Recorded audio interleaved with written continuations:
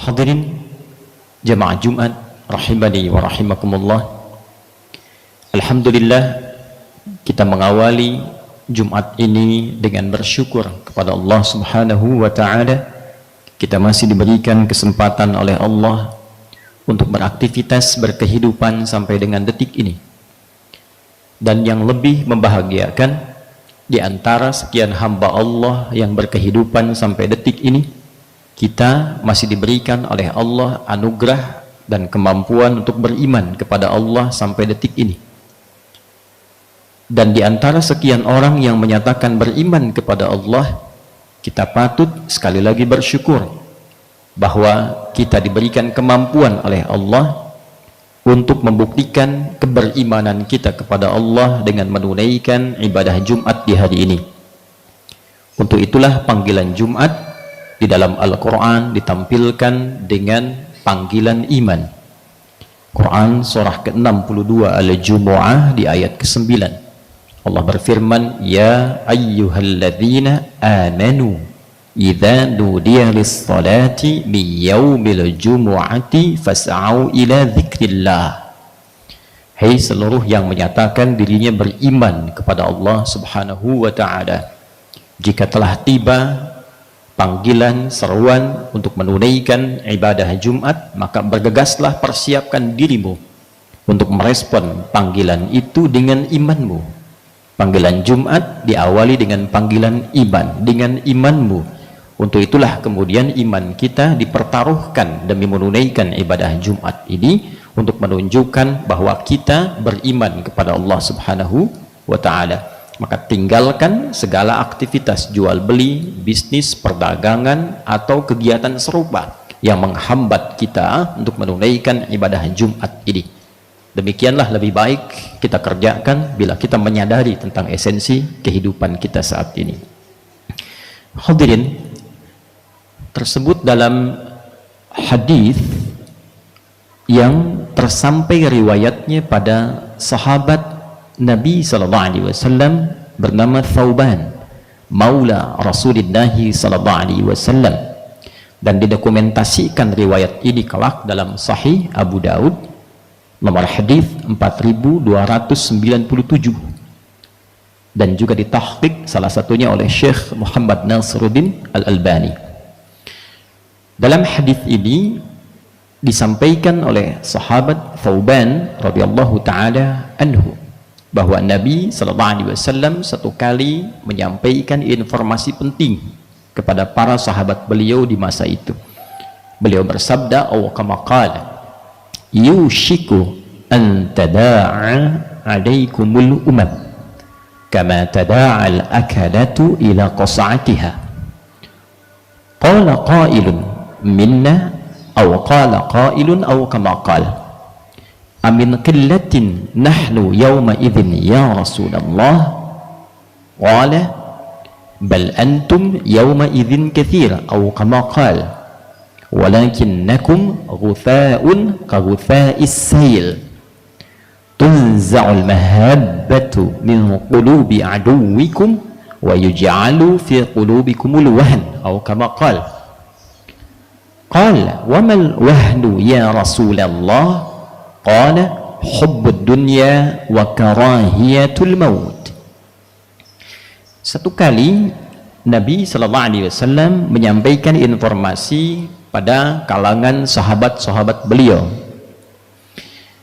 Nabi menyampaikan akan dekat masanya, hampir dekat keadaannya, saat orang-orang yang tidak senang dengan Islam dan orang Islam itu berkoalisi, berkerumun, seperti halnya orang-orang yang lapar mengerimuni makanan. Mereka bersatu, berkumpul, berkoalisi untuk memecah, untuk menghantam, dan untuk mencari titik-titik yang kiranya menjadi kelemahan bagi umat Islam, dan begitu mudah itu dilakukan. Sahabat merasa terheran dengan keterangan Nabi ini, lantas mencoba bertanya, mengklarifikasi, amin qillatin nahnu yawma idzin ya Rasulullah? Apakah pada saat itu terjadi jumlah kita orang Islam itu sedikit ya Rasulullah? Maka Nabi SAW kemudian menjelaskan, au kama qala bal antum yauma idzin katsir. Bahkan pada saat itu ketika masanya tiba, jumlah umat Islam itu begitu banyak bila dibandingkan dengan era kehidupan Nabi SAW yang kurang lebih saat Nabi wafat itu terkumpul jumlah sahabat atau yang masuk Islam kurang lebih datanya 12.000 orang. Cukup banyak dengan ukuran pada masa itu. Diawali dengan 40 orang di fase Mekah, as-sabiqun al-awwalun, menghasilkan 12.000 orang. Lantas dari 12.000 ini sebagian dari jumlah itu berkelana ke seantero negeri, menyebarkan nilai-nilai keislaman yang mencerahkan dan berkemajuan, membuka beberapa negeri, menghasilkan peradaban-peradaban. Di Afrika Utara menjadi bagian, gubernurnya dikenal dengan Musa bin Nusair, panglima wilayahnya dikenal dengan Tariq bin Ziyad, dan membuka wilayah di Eropa, di Iberia, sekarang wilayah Spanyol dan Portugal, dikenal dengan Andalusia, 7 abad kurang lebih menghasilkan peradaban. Di Nusantara kita kenal, bahkan di Indonesia mayoritas muslim ya. Di Thailand ada muslim, di Malaysia mayoritas, di Filipina ada juga muslim, di Brunei mayoritas, di wilayah-wilayah Afrika Utara, Mesir itu Afrika Utara, Libya, Tunisia, Maroko, kemudian menyebar ke seantero dunia. Betul yang dikatakan Nabi SAW, karena memang itu petunjuk dari Allah Subhanahu wa Ta'ala. Wa ma yantiqu 'anil hawa in huwa illa wahyu yuha 'allamahu syadidul quwa. Tidaklah Nabi menyampaikan satu informasi dari kehendak pribadinya, namun itu petunjuk dari Allah Subhanahu wa Ta'ala berupa wahyu yang disampaikan oleh malaikat Jibril yang memiliki kekuatan dahsyat itu. Maka kata Nabi, jumlah kalian justru banyak, namun sayangnya walakinnakum aw kama qala ghutha'un ka ghutha'is sail, terpecah seperti buih-buih di lautan yang menghantam karang. Seperti gelombang, kelihatan seperti gelombang, tapi ketika menabrak satu karang, pecah seperti buih, terhempas, terpecah-pecah, terkotak-kotak, tidak bersatu, sehingga nilainya menjadi kecil. Jumlah yang besar tidak memiliki nilai karena terpecah, karena terhempas, seperti halnya gelombang ombak yang mengenai karang. Ghutha'un ka ghutha'is sail, tunza'ul mahabbatu min qulubi aduwikum, sehingga rasa segan, hormat terhadap umat Islam dan yang tadinya hadir di seantero negeri, dulu begitu dihormati, punya peradaban, punya kekuatan, membangun keadilan sosial dalam konteks kehidupan global, menciptakan perdamaian dunia, menghadirkan nilai-nilai kesejahteraan untuk semua, menghapus sistem perbudakan, menghapus sistem ketidakadilan, semua bahagia dengan itu, hormat dan segan bagi umat Islam. Bahkan di Eropa pun dulu, orang-orang yang tidak berislam pun itu menggunakan kerudung. Saking viralnya tentang kemuliaan umat Islam, ratu-ratu di zaman dulu, orang-orang paling keren di Eropa itu menggunakan kerudung. Bahkan pakaian-pakaian orang-orang pada masa itu di Eropa dikenakan dengan begitu anggun. Bahkan pria-prianya pun mencoba mengenakan pakaian orang-orang Islam sebagai simbol berkemajuan dan berperadaban. Memang demikian tesisnya Ibnu Khaldun dalam kitabnya Al-Muqaddimah, bahwa seseorang yang terkalahkan itu cenderung ingin meniru sifat-sifat kemajuan yang dialami oleh pemenang. Semakin terlihat bagus, unggul, semakin terlihat modern, semakin ingin ditiru. Bagusnya kalau positif jadi baik, kalau negatif jadi kurang bagus. Tidak semua yang nampak dari modernitas itu menunjukkan sifat-sifat yang baik. Rambut dicat, ikut dicat. Telinga ditindik, ikut ditindik, dengan alasan bahwa di tempat-tempat yang maju itu menjadi perilaku keseharian, padahal belum tentu itu menunjukkan sifat kemodernan yang dirasakan. Kembali kepada hadis tadi, kemudian hilang rasa hormat itu, dan digantikan kemudian dengan sifat menatap rendah, gampang, ringan. Wa yuj'alu fi qulubikumul wahn, dan di dalam diri umat Islam kemudian didapatkanlah tertanam penyakit wahn. Inilah sumber dari semua unsur yang menjadikan umat Islam kala itu berdasar keterangan Nabi terpecah belah, tercabik-cabik. Al-wahn. Sahabat bertanya, wa mal wahnu ya Rasulullah, apakah wahan itu ya Rasulullah? Maka Nabi mengatakan, hubbud dunya wa karahiyatul maut. Wa mal wahnu ya Rasulullah, qala hubbud dunya wa karahiyatul maut. Wahan itu, kata Nabi, hubbud dunya, kecintaan yang teramat berlebih kepada dunia, wa karahiyatul maut, dan tidak siap menghadapi kematian. Dalam bahasa terbaliknya, terlampau cinta dengan dunia sehingga tidak siap menghadapi kehidupan akhirat. Hubbud dunya, kecintaan yang berlebihan terhadap dunia. Bahasa kekiniannya, terlampau tinggi sifat materialistiknya. Semua diukur dengan dunia, semua berebut dunia, orientasi kehidupannya dunia. Akan tiba satu masa yang memiliki sifat kontradiktif dengan sifat keimanan seorang muslim. Hadirin, rukun iman itu seperti kita ketahui ada 6. Iman kepada Allah, malaikat, kitab sebagai pedoman, rasul sebagai penjelas pedoman, hari akhir, kiamat, qada dan qadar yang mengiringi jalan kehidupan kita.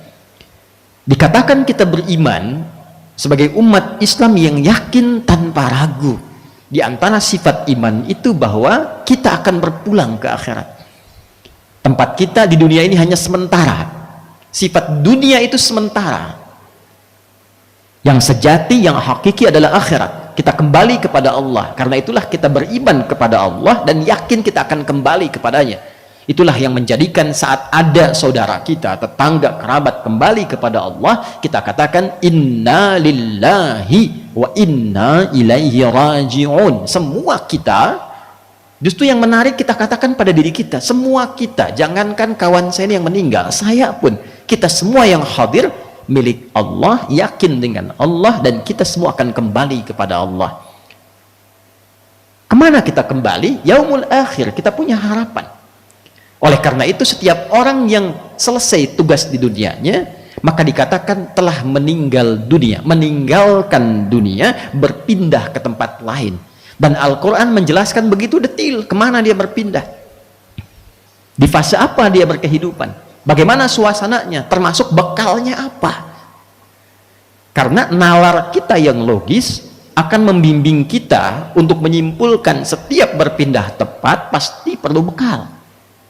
Sekarang Anda, saya, kita di Bekasi akan pergi ke Jakarta, bukankah butuh bekal? Akan pergi ke Malaysia, bukankah butuh bekal lebih banyak?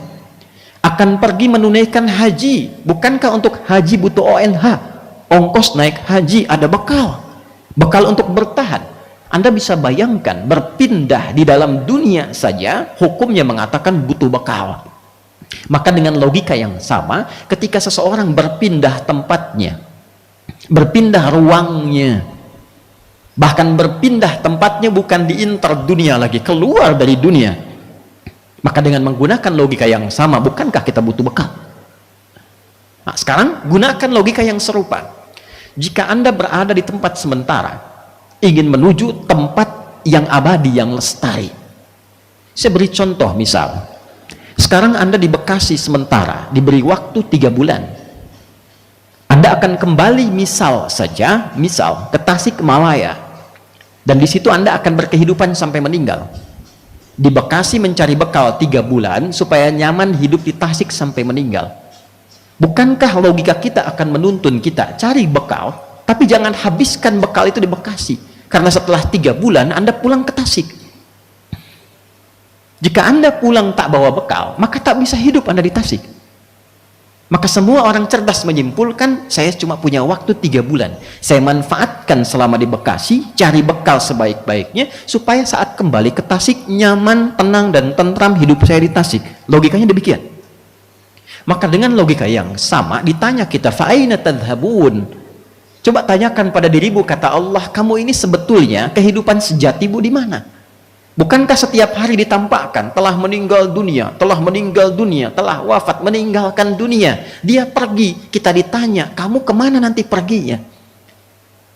Maka berbahagianya kita sebagai muslim, di Al-Quran diterangkan, nanti kalau meninggal tempatnya ke sini kembali, ada alam kubur. Afala ya'lamu idza bu'thira ma fil qubur, melewati sakaratul maut, kullu nafsin dha'iqatul maut, yang mencabut malakul maut, qul yatawaffakum malakul maut alladhi wukkila bikum, baru kemudian ke akhirat diproses.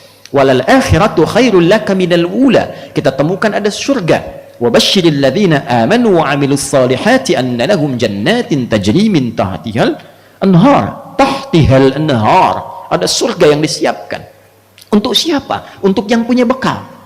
Jadi indahnya di Islam, dijelaskan fase kehidupan, realnya dihadapi, diterangkan kemudian penjelasannya, diberikan pembuktiannya, dan yang paling hebat, semua rutenya diterangkan dengan terperinci, yang mustahil bisa dijelaskan kecuali oleh penciptanya. Tidak ada yang bisa menjelaskan sesuatu yang belum diketahui kecuali oleh yang maha mengetahuinya. Maka dibalik kita dengan suasana ini, logikanya dunia ini sementara, seperti tadi kita di Bekasi, akhirat yang selamanya, seperti Tasik tadi kita gambarkan. Maka orang yang cerdas sejatinya tidak berlebihan berada di dunia, cukup dia mengumpulkan bekal yang dia akan bawa sebagai persiapan pulang ke tempat lestarinya. Dan tiap hari ditampakkan, ini pulang, ini pulang, ini pulang, lalu kita katakan, inna lillah, saya pun akan pulang karena saya punya Allah, saya milik Allah, wa inna ilaihi raji'un, tiba waktu saya pun pasti pulang. Pertanyaannya dibalik, bekal kamu bagaimana? Persiapan kamu seperti apa? Dulu ketika Nabi mengajarkan, sahabat memiliki kesadaran yang tinggi. Oleh karena itu mereka menghadapi dunia dengan sewajarnya, walaupun profesinya luar biasa. Pebisnis ada, bahkan valuasi hartanya bisa dikatakan lebih kaya dibandingkan dengan Crazy Rich masa kini. Seorang Abdurrahman bin Auf saja ada yang menghitung valuasi hartanya sampai 14.000 triliun.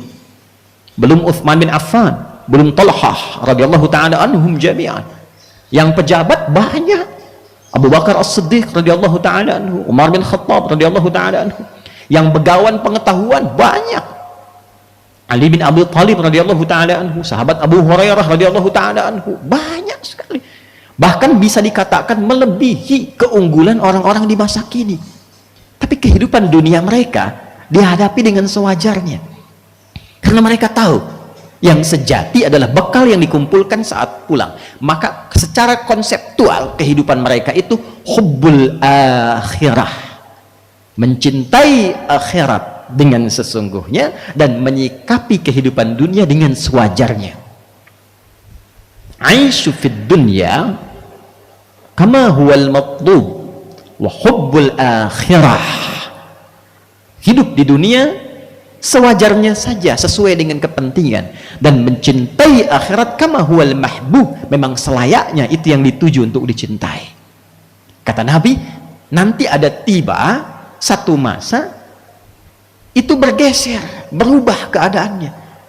Yang seharusnya cinta akhirat dan siap kalaupun kapan saja pulang, sekarang bergeser, cintanya menjadi dunia, ukurannya dunia. Semua serba materi. Uang itu materi, jabatan itu materi, popularitas itu materi, kebanggaan itu materi, semua dunia. Ada waktunya Nabi mengatakan umat Islam terpecah belah menjadi lemah karena semua orientasi hidupnya secara umum terbawa oleh suasana materialistik, terpecah-pecah, saling melemahkan, saling menjatuhkan, saling melemahkan. Dulu saling mencintai, sekarang saling melukai. Dulu saling merangkul, sekarang saling memukul. Islam itu datang ke suasana jahiliyah yang umatnya saat itu saling memukul. Datang Islam saling merangkul. Nanti tiba masanya sesama umat Islam bahkan saling memukul. Problemnya apa? Dunia. Ada yang karena untuk merebut harta saling menjatuhkan, dalam bisnis saling menjatuhkan, ada karena merebut kedudukan, saling melukai, bahkan menghancurkan. Sekarang mudah bahkan menghilangkan nyawa. Dulu untuk melukai pun berpikir-pikir dulu.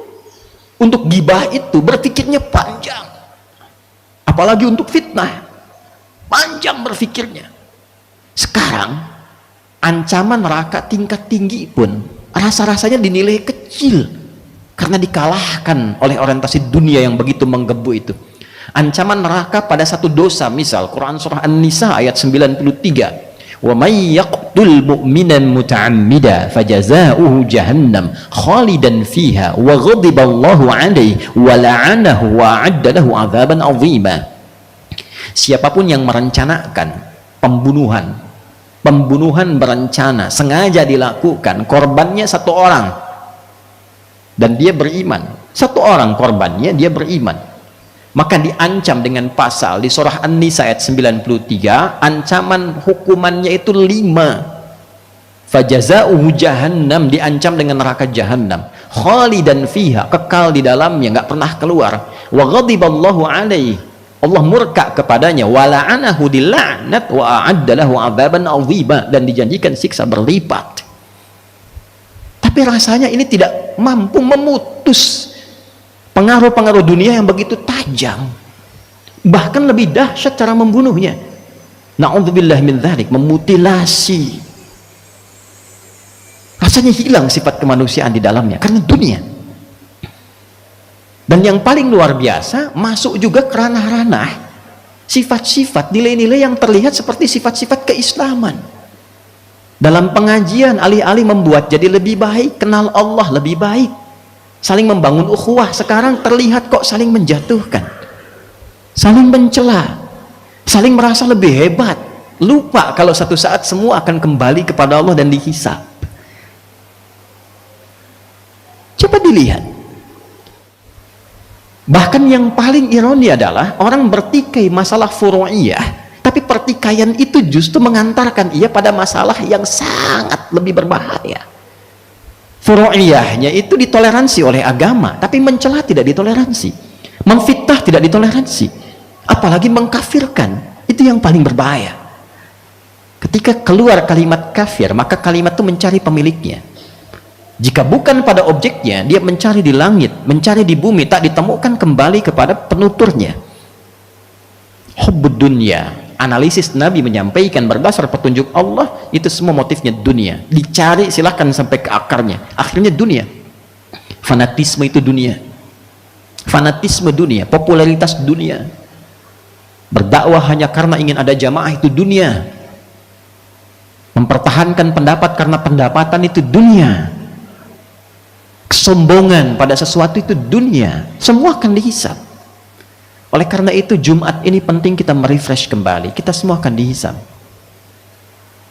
Ada baiknya kita kembali merenungi apa yang Nabi SAW sampaikan. Cukupkan saja dunia sewajarnya. Pilih bagaimana mengisi waktu sampai meninggal. Mau berbisnis, berdagang, boleh, silahkan, dagang yang betul, keluarkan ayat-ayatnya, keluarkan hadisnya, itu saja, ikutin petunjuknya sampai meninggal. Simple. Jadi suami di rumah tangga, jadi istri, jadi anak-anak, keluarkan pedomannya, itu ikuti sampai meninggal, selesai, tinggal nunggu hisab. Mau ngajar, boleh, silahkan jadi ustadz, jadi guru, keluarkan petunjuknya, apa yang harus dikerjakan, apa yang dilarang, ikuti itu, jangan kurangi dengan perbuatan maksiat. Ikuti petunjuknya, tunggu sampai meninggal, pulang, selesai. Itu saja, simpel. Tapi jaga diri baik-baik, karena akan tiba masanya semua dinilai dengan uang. Untuk mendapatkan jabatan bukan lagi kemampuan. Ini isyarat Nabi. Bukan lagi kematangan, tapi uang. Akan ada peradaban materi, peradaban uang, semua dinilai dengan uang. Ingin punya kedudukan, berapa uang yang diperlukan? Berapa logistiknya, istilah kekinian. Ingin dapat bisnis tender, berapa biaya yang dibutuhkan? Sekarang istilahnya diganti, bukan nyogok lagi, bukan korupsi lagi. Muncul istilah-istilah yang semuanya hubbud dunya, hubbud dunya. Hati-hati, hati-hati jamaah sekalian, hati-hati. Sekolah, cari uang, akan tiba masanya. Ini guru-guru ini Mengajar itu cari uang atau cari ridha Allah? Kalau antum mengajar hanya untuk cari dunia, masuk antum dalam kategori hadis itu? Masuk antum. Bertakwa, ittaqullah, takwalah kepada Allah. Takwa. Bukan berarti nggak dapat dunia. Ikhlas itu bukan menghilangkan dunia, bukan. Rizki kita itu sudah diatur. Walladzi qaddara fahada. Tiap Jumat kita baca surah Al-A'la itu, Allah sudah mengatur rizki kita, nggak akan kehilangan rizki. Nggak usah merubah niat. Mengajar yang benar, sayangnya anak didiknya, didik karena Allah supaya dia dekat dengan Allah, ilmunya luas, supaya antum kalau berumah tangga, anak antum pun dirawat oleh Allah, dijaga. Tapi kalau antum cari dunia, cuma dapat dunia anda, dan masuk pada golongan hadis tadi, lihatlah murid-murid anda nanti. Kalau ternyata ilmunya tidak begitu baik, adabnya tidak begitu baik, cek keikhlasannya. Mungkin orientasi mengajarnya dunia, maka biaya menjadi mahal karena dunia, sulit karena dunia. Pada akhirnya semua terbukti ketika semua terpaut pada dunia, wa karahiyatul maut, tak siap untuk pulang. Alih-alih banyak berzikir, meninggal. Ada yang meninggal saat maksiat, meninggal saat pesta, meninggal naudzubillah min dzalik, saat melakukan perbuatan yang terlarang karena nggak siap pulang. Ya, nggak siap pulang, sholat berkurang, zikir jarang, baca Quran tertinggalkan. Ya, berlindunglah kepada Allah Subhanahu wa taala, dan semoga di Jumat ini kita diberikan hidayah oleh Allah Subhanahu wa taala dan diberikan keyakinan pada diri kita bahwa satu saat kita akan pulang. Kita kembali kepada Allah Subhanahu wa taala, dan tugas kita sederhana. Al-Imam Al-Ghazali mengilustrasikan seperti penyelam yang diberikan bekal tabung oksigen, lalu diberikan petunjuk, cari mutiara, cari sekian, nanti dalam 2 jam kumpulkan, balik ke atas lagi. Tempat tinggalmu bukan di laut tapi di atas. Maka ketika turun ke bawah, mulanya fokus, semakin ke bawah semakin indah kelihatan, terumbu karang, hewan-hewan baru, lupa waktu, tinggal 10 menit ternyata belum terkumpul bekal. Ilustrasi yang indah dari Al-Imam Al-Ghazali. Kita tidak tahu kapan kita berpulang, tapi bersyukurnya Allah memberikan kesempatan pada kita untuk bertaubat, kembali pada jalan yang benar, memupus semua keburukan di masa lalu yang salah, membuka semua bab yang baru yang saleh, yang semoga dengan itu Allah meridai kita dan memberkahi sisa hidup kita untuk mendapatkan hal yang lebih baik di hadapannya, dan yang paling penting menghadirkan generasi baru yang bisa menepikan semua titik lemah umat Islam di akhir zaman, yaitu hubbud dunya wa karahiyatul maut. Barakallahu li wa lakum fil Qur'anil azim wa nafa'ni wa iyyakum bima fihi minal ayati wadh-dhikril hakim wa taqabbala minni wa minkum tilawatahu innahu huwas sami'ul alim. Ud'ullaha yastajib lana wa lakum jami'an.